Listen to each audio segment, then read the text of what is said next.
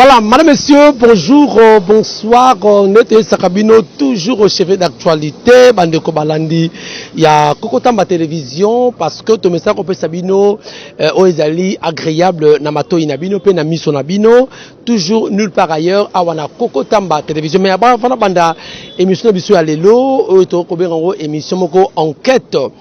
Na pesimbo te yemoko na les boss des boss Kokotamba Télévision, Moninga ya Osiris Akobo, Zama Monisco Zali, merci na ma prise Kamali Kilimba, merci également na Marina Kimbuta, Marina Kimbuta, que Dieu te bénisse, que Dieu bénisse aussi tous ceux-là qui sont branchés en ce net moment na Kokotamba Télévision, Nengoto Sakabino, biso to frappaka toujours au fort tozana pona bino. Merci aussi na Patricia Mujanayo. Merci na Yemoko Bakobenga un Fumu Rocky de Paris moninga un Fumu ne va pas politique aux alliés. Alors boyebi nayaka toujours na baitando ike na bino pour qu'on a même la bino une actualité. Boyebi ça fait exactement plus de 6 à 5 mois depuis Bakanga Zando Nabiso Nambele ya Mokonzamboka, parce que Mokonzamboka alobi nous voulons un état de droit, nous voulons à ce que tout ça là Makamokemboka Nabiso ndenge zali boye et de la plus beau plus qu'avant, ça ndenge na hymne national Yolobaka plus beau hein, plus qu'avant. C'est-à-dire il faut quoi assainir l'environnement, il faut que ça là infrastructure sika, il faut que ça makabe belé et nayango le numéro 1 il y a ville de la province de Kinshasa en complicité de Mokonzamboka. Alors ça va pour accompagner le président Fachi, l'actuel président de la République démocratique du Congo. Il faut que Zongisa Kinshasa label dans sa robe d'attente. Kinshasa label, le logo Kinshasa la poubelle. Alors, ce qui fait que Kinshasa label, il y a lobby, oyo, papa se va reconnaître Léopoldville, que binenge zalaka. Ceux qui ont bois que loko awa au moment que interpeller ma que non le côté yango bois qu'en place appropriée. Ceux qui ont Nambutu à l'époque Nambutu ceux qui kotanga au moment que il a 18 ans ba fana na bandalunga ba yebi ceux qui côté à école angoango ba éclairage public ezalaki au kotanga. Mais lelo c'est vraiment déplorable. Lelo je vous dis mesdames messieurs, peut-être Yozana Poto au Kenotika il y a 10 ans, il y a 20 ans, Kinshasa est transformé en poubelle. Néango, le numéro 1 est à Villa Kinshasa, Chantiningo Bilalaba qui était. Pour matérialiser l'idée de Mokonzi Mboka, il faut que zongi sa population na biso na environnement il y a là mon juvénal là mais ça n'a incorporé ça n'a un esprit sain dans un corps sain. C'est-à-dire un peuple aussi propre dans un environnement propre. C'est ce qui fait que Mokonzamboka, il y a Kinshasa, à l'objet que non, voilà, on doit assainir. Mais banda qui on a le wapi, alors to kanga Zando. Zando, on a il y a milliers de personnes basales de ici quand on a vivre, on a maintenant développement après. Net aux alliés à Tobi, le retour à l'enquête, Bakangi Zando, Bakanga Yango, il y a de ça 6 mois, 6 à 7 mois. Mais Tokokota la caméra nabiso Mokengai et Longona Basterno, le grand caméraman, le grand cordon, le grand réalisateur. Tolobi Toko c'est un petit reportage, une mini enquête sur ce qui se passe Bakanga Zando. Est-ce que Bakanga Bako Sala et on a kati? Est-ce que c'est pas une construction pour tout le monde qui est la télévision na mindele moko bayaki déjà fallait qu'il basala ben misala wana ya Zando ba moderniser grand marché. C'est le seul grand marché oya monene na République démocratique du Congo ezana Kinshasa awa na commune ya Gombe. Depuis Bakanga yango bako sa misala ni toko na kati avec notre caméra cachée tara basi Bakanga ba tcha ba tol mais du moins tom mécanique ko na professionnalisme to kota totala nini ezana kati ya Zando. Est-ce qu'ils ont déjà commencé les travaux ou pas? Tokota Bolanda.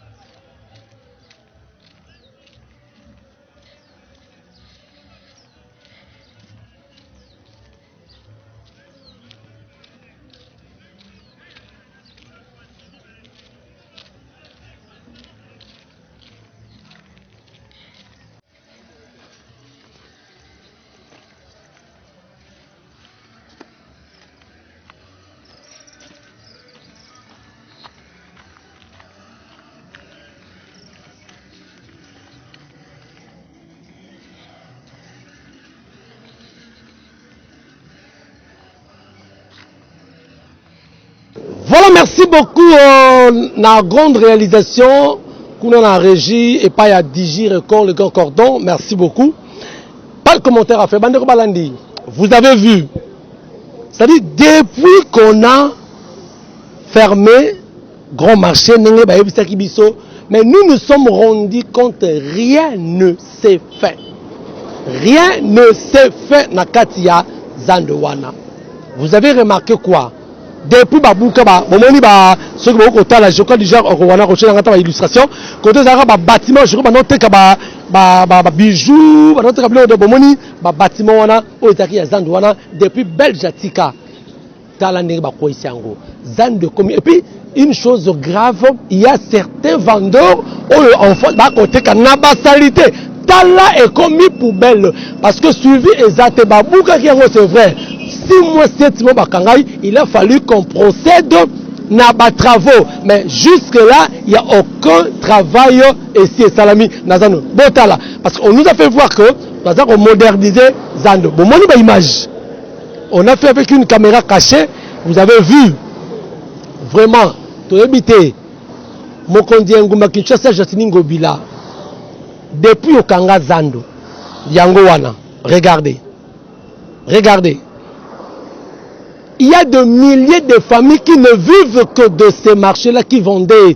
Ils étaient coopérants, vendeurs. C'est-à-dire plusieurs personnes au Bazaki ils ne vivaient que de ça. Mais bon, ici, pour votre nini, marché, quelques marchés dans de différents endroits, comment difficilement. Mutu abana ofa na Kingasa na ya Zando bo pese marché marché na Kalembele mais ce côté ya Rai tout ça ce côté il y a 24 ans ils ont des difficultés et puis ils avaient perdu quelques personnes ba boya ki caméra auto côté na bango ba lobi ke ba ya quand même bilolo bango tikala nini ba bimisi ngo forcing ba perdre le bilolo rebellé. Voilà, vous avez cassé tous les pavillons, vous avez cassé Talandenge avenue de l'école le commis Foulou, c'est-à-dire il n'y a pas de suivi. Baboulagi pour que Babongissa, mais t'as la suivi. Est-ce que c'est ça la matérialisation et le peuple d'abord? Oh mon compte, le président Félix Tshisekedi, c'est ça le grand problème. Nous interpellons le numéro 1 à Kinshasa. C'est vrai, c'est une bonne idée. Assainir, c'est bien. Moderniser, c'est bien. Mais le mieux serait que suivi et puis Misale Salama. Depuis 5 mois, 6 mois, 7 mois, Buka Zandowana, to wuti na kati bo moni, to filmer bo tali, rien ne s'est fait, rien ne s'est fait. Les images sont là, vous avez vu. Rien ne s'est fait. N'habitez ce qu'on doit retenir dans tout ça. Je ne sais pas. Peuple a besoin à l'aise, peuple a besoin à vivre bien, peuple congolais ne vit que des quotidiens, à vivre plein quotidien chaque fois, faut être catholique, vient comme moi salaire, moi cocoso, moi belé, mais congolais, surtout quinois, à vivre na kosa moi petit petits travaux, tout ça, à Kendarazan, maman qui a ce moment bisnaye, à Tekino Zando, moi le résident centre commercial, et tout de parti par là, Sombaka, Kendaka, mais pour casser Bango parcours, Wana, Bandimi, dis-moi, c'était difficile, c'est vrai, mais ils ont accepté. Mais où en sommes-nous? Nous avions pensé que Nenge Bakanga Zando Torokuta, il y a eu une avancée. Il y a une avancée. Mais en réalité, il n'y a pas d'avancée. Ce que tu as avancé, c'est comme si tu as déjà. Il n'y a rien. Il n'y a rien. Zando tire la bonne. Qu'est-ce qu'on veut? On veut. Ça pouvait faire une année ou quelques mois. Maintenant, depuis Bakanga Zando Torokuta, 5, 6 mois, 7 mois. Zando Touti, mesdames, messieurs, Bomoni Binomoro image à l'appui. Donc, c'est déplorable. Mokonda Kinshasa, Gentini Ngobila.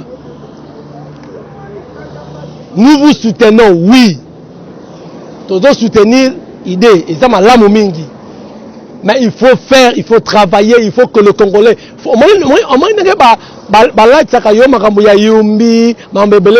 Il faut prouver le contraire. Il faut travailler pour confondre tout cela qui parle de mal contre yo. Il faut prouver en gros. Parce que tout ça, nous avons compris que dans le grand marché, rien ne s'est fait. Rien ne s'est fait. Donc, image Botali, c'est aujourd'hui le 11, c'est aujourd'hui. C'est aujourd'hui. Le 11 mai 2021, les images que vous avez vues là, Bandeko Balandi, tout ce qui est bakondi, boyok le peuple au Mawa, ba mama wana beaucoup lelo bazangi misala, baza babimi na bandako na bango, banoteka na zando wana, babimi na bandako na bango, bakena bandako mfuta bazungi pa na bango. Monsieur maman comme koto papa zo fona pa massa na ye, bana bazali et pas il y a petite soeur ou bien grand frère. Parce que, et si on est dans le bongo, il y a un bakangi, bon, tous supporter, tous là, pour que, c'est la mission de Malamu, pour gagner son bongo. Mais malheureusement, rien ne se fait. Rien ne se fait. Vraiment, le président Félix, Talali Kamboyazando Oyo, Talali Kamboyazando, c'est très malheureux. On risque de faire même 2 ans. On risque de faire même 2 ans dans le marché. Il y a Zando, P et l'euro. Ici, je n'accuse personne que je n'accuse personne. Mais je crois que Mbongo Bimaki, je crois. Mais ceux qui Mbongo Bimaki, n'a libéré à l'État. Tout le monde a. Et ça là. Et ça là, misala. Et que ça mingi, ça serait pour le bien ya Congolais, pour le bien Mokonamoka. Et puis ça fera partie aussi na bilan. Il y a chef de l'État en 2023. Et puis, et là on va bosser. Chef de l'État, résultat ya bilan na ye, et ça, résultat, il y a différentes provinces, c'est-à-dire il y a différents gouverneurs, il y a provinces. C'est ça le résultat chef de l'État. Donc, tu as jugé chef de l'État en 2023 à partir du résultat, il y a chaque province aux salles. Alors, ceux qui sont province, aux salles, ils allaient échec. Il y a président de la République. Alors, 2023, vous allez nous amener quel discours? Parce qu'en ce moment-là, on ne verra pas Ngobila, on ne verra pas Atumatubwana, on ne verra pas non plus l'actuel gouverneur Yaïtouri. Le lieutenant général Constant. On ne verra jamais l'actuel ni ya Nord Kivu. Tout le monde a Maniema. Non. Le résultat c'est le président Félix Tshisekedi Tshilombo avec toute son équipe. Toko Jige Bongo. Donc c'est le moment de prendre garde, c'est le moment de prendre toutes les précautions pour que 2023 Ndenge Bongo prétend à deuxième mandat. Ah, voilà, merci beaucoup. Je compte maintenant aussi, ça te sans que n'a lancé un appel Oyo.